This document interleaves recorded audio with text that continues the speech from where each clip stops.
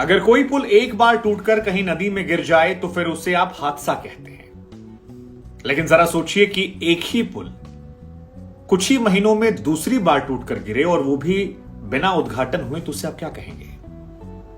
भ्रष्टाचार की पराकाष्ठा या भ्रष्टाचार करने वाले की दूरदर्शिता? आप जो भी कहेंगे, बिहार के भागलपुर से आए इस खबर को देखकर आप कह सकते हैं, क्योंकि बिहार के भागलपुर में सुल्तानगंज में जो ये पुल बन रहा है, ये भ्रष्टाचार की भेंट चढ़ गया है। 1717 करोड़ की लागत में बना था पुल। कितने जीरो होते हैं, आम आदमी का कितना पैसा था जो गंगा नदी में समाहित हो गया। हालांकि इस खबर को सुनकर आपको बहुत ज्यादा हैरान नहीं होना चाहिए, क्योंकि कोई पहला मामला नहीं है। अभी 6 महीने पहले दिसंबर 2022 में बेगूसराय में गंडक नदी पर एक पुल बन रहा था 14 करोड़ की लागत से, और वो भी बिना उद्घाटन हुए भ्रष्टाचार की भेंट चढ़ गया था। दोनों मामलों में राहत की बात यह है क्योंकि उद्घाटन नहीं हुआ था तो लोगों का नुकसान नहीं हुआ। मानो गंगा मैया ने खुद कहा कि भैया पहले ही गिर जाओ, बाद में गिरोगे तो बड़ी संख्या में लोगों की जान जाएगी, उतना नहीं झेल सकते। लेकिन इससे पहले पूर्णिया में 2023 में हादसा हुआ था जनवरी में, किशनगंज में फरवरी में एक पुल टूटा था 2023 में, सुल्तानगंज में एक हादसा हुआ था पुल टूटने का, और पूर्णिया में मार्च में भी हुआ था। तो बिहार में भ्रष्टाचार की भेंट ऐसे तमाम पुल चल रहे हैं, लेकिन इसे नीतीश कुमार जी ने 2014 में शिलान्यास किया था, 15 में बनना शुरू हुआ था, 20 तक खत्म होना था और 23 में गंगा जी में समाहित। अच्छा, सबसे हैरानी की बात यह कि पिछले साल भी 100 मीटर हिस्सा जो है वो नदी में गिर गया था। उस दौरान भी यहां जांच की गई थी और जांच पड़ताल में कहा गया कि 36 स्लैब जो हैं वो पानी में गिरे थे। 100 फीट लंबा हिस्सा जो था वो भरभरा गिरा था। तब भी बहुत सारे सवाल खड़े हुए थे कि यार उद्घाटन के पहले कैसे हो सकता है। इससे पहले भी गंडक नदी वाला जो था वो भी उद्घाटन के पहले गया था, तब भी सवाल खड़े हुए थे। लेकिन गनीमत बस इतनी सी बिहार में है कि ये जो हादसे हो रहे हैं ये तब हो रहे हैं जब काम नहीं चल रहा, लोग नहीं चल रहे हैं। उस पिछली बार रात के वक्त हुआ था, उस वक्त जो एमडी साहब थे वो गए थे, जांच पड़ताल की थी। अब सवाल ये है कि जांच पड़ताल के बावजूद ये मामला कैसे आगे नहीं बढ़ रहा है और इसके लिए जिम्मेदार कौन है? कहा जा रहा है कि विभाग जो है वो तेजस्वी जी। इस पुल के टूटने को लेकर एक बयान तेजस्वी यादव का सामने है जिसमें कह रहे हैं कि इसके डिजाइन में फॉल्ट था। अब सवाल यह कि डिजाइन में फॉल्ट था तो 1700 करोड़ रुपए किसके कहने पर लगा दिए गए? हालांकि तेजस्वी यादव इसमें प्रत्यक्ष तौर पर इन्वॉल्व नहीं है, क्योंकि वो इसके खिलाफ पिछली बार भी शिकायत कर चुके थे जब नीतीश कुमार के कार्यकाल में इसका एक हिस्सा गिरा था। और उससे बड़ा सवाल यह कि अगर एक हिस्सा गिर गया था तो फिर उस कंपनी को ब्लैकलिस्ट क्यों नहीं किया गया, उस कंपनी पर कार्रवाई क्यों नहीं की गई? और आप जरा कल्पना कीजिए कि अगर ये पुल पर लोग सवार होते तो कितना बड़ा हादसा हो सकता था। अच्छा, उससे बड़ा एक सवाल मन में और आता है कि नैनी ब्रिज है वो 1865 में बना था, और भी देश में कई पुराने ब्रिज जो 100 साल 150 साल चलते हैं और बढ़िया अंग्रेज बना गए थे, और हम और आप कहते हैं कि अंग्रेजों ने हमको लूटा है। और यहां पर हालत यह है कि बिहार के अंदर ही 3-4 पुल ऐसे हैं जो बने हैं 1700 करोड़, 14 करोड़, 16 करोड़, 1.5 करोड़, वो उद्घाटन के पहले ही थैंक यू सो मच हो गए। और थैंक यू हो गए अच्छा है, क्योंकि अगर ये पुल रहते तो फिर लोगों की मौत हो सकती थी, बड़े बड़े हादसे हो सकते थे। वो नदी में जो उफान मारती लहरें दिख रही हैं डरावनी, वो शायद हमारे अपनों की जिंदगियां हो सकती थी। और इसीलिए कई बार मैं कह रहा हूं, गंगा मैया ने ऐसा लग रहा है कि मानो पुल को संभाल लिया, कहते हुए कि इतना भ्रष्टाचार के बाद हम नहीं झेल पाएंगे लोगों को यहां लाते। हम चाहते हैं लोग आए, लेकिन जीवन जीने के बाद जीते जीते भ्रष्टाचार की आप भेंट चढ़ाएंगे, ये हमको भी बर्दाश्त। हालांकि सोशल मीडिया पर इस पुल को लेकर कुछ लोग ये भी दावा कर रहे हैं कि यार ये जो पुल है ये बीजेपी और जेडीयू ने मिलकर बनाया था। इसका इनॉग्रेशन प्रधानमंत्री मोदी ने किया था वीडियो कॉन्फ्रेंसिंग के जरिए, और पुल जो है वो कोलैप्स कर गया है, बेवजह ब्लेम किया जा रहा है, और ऐसे बहुत सारे लोग सोशल मीडिया पर डाल रहे हैं।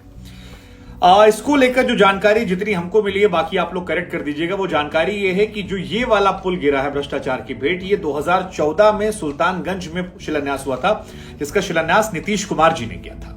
और जो दूसरा वाला पुल जिसका जिक्र वो लोग कर रहे हैं वो शायद किशनगंज, माफ कीजिएगा, विक्रमशिला सेतु के समांतर पुल बना है, उसकी बात वो कर रहे हैं। तो ये वाला प्रोजेक्ट जो है ये नीतीश कुमार जी का प्रोजेक्ट है, और नीतीश कुमार जी की पार्टी की तरफ से भी ये कहा गया है कि बिहार की ही कोई कंपनी है जिसको ये ठेका मिला था, जो ये काम कर रहा था। तो इस तरह का परसेप्शन जो है ये भी बनाया जा रहा है कि ये बीजेपी की तरफ से गिराया गया था, बीजेपी वाला पुल है, मोदी जी ने किया था। हालांकि मोदी जी ने किया था, नीतीश जी ने किया था, लालू जी ने किया था। एक बात तय है कि इस देश में भ्रष्टाचार को लेकर दो पैमाना है। कल तक जो अश्विनी वैष्णव का इस्तीफा मांग रहे थे, आज वो नीतीश कुमार का इस्तीफा मांग रहे हैं। वो अश्विनी जी पे चुप थे, और जो नीतीश कुमार का इस्तीफा मांग सेव कर रहे हैं, वो उधर कर रहे थे। तो अपने अपने एजेंडे के हिसाब से और इन सब के बीच में जनता बेवकूफ बन रही है। 1717 करोड़ रुपए का पुल पानी में समा गया है, फिर भी लोग कह रहे हैं कि यार कोई जिम्मेदार नहीं। खैर, अब सवाल तो बरकरार है कि भैया अगर हादसा हो जाता, लोग मर जाते, तो जिम्मेदार कौन होता। दूसरा कि 1700 करोड़ रुपए जनता का नुकसान हुआ है, उसकी भरपाई कौन करेगा। मतलब कोई तो जवाबदेही इसमें भी होनी चाहिए। और वो इस्तीफे वाली बात भी यहां भी है कि भाई वहां इस्तीफा मांगा जा रहा था क्योंकि जायज था, तो यहां भी तो किसी का इस्तीफा होना चाहिए।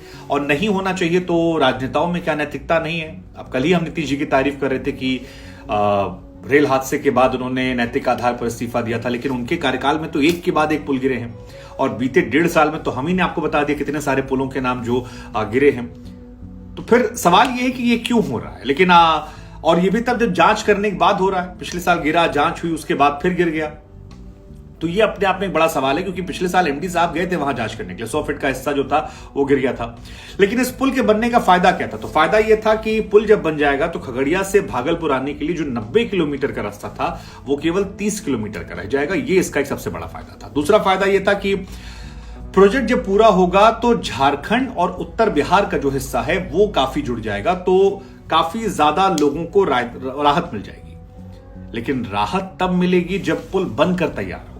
2014 में इसको लेकर बोहनी करना, 15 में शुरुआत होना, 20 तक बनना था, और अब हम 23 में बैठे हैं तो इसको समा के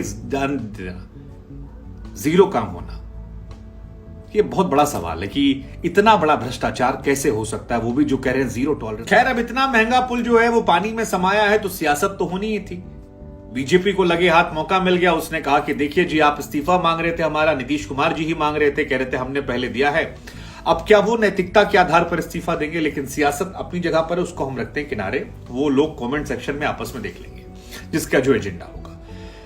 खबर हम आपको बताते हैं। तो गुरु, खबर यह है कि बिहार के खगड़िया में सुल्तानगंज के पास अगवानी सुल्तानगंज पे जो पुल है ये गिरा है, और इसके साथ 4 पिलर थे वो भी गंगा नदी में ही समा गए हैं। मानो मां गंगा ने कहा कि बेटा उद्घाटन के पहले हमारे पास आ जाओ, क्योंकि उद्घाटन के बाद अगर तुम भ्रष्टाचार की भेंट चढ़ोगे तो कितने लोग यहां पर चले जाएंगे वो हम अंदाजा नहीं लगा सकते। इसलिए हम चाहते हैं कि पहले ही आ जाओ।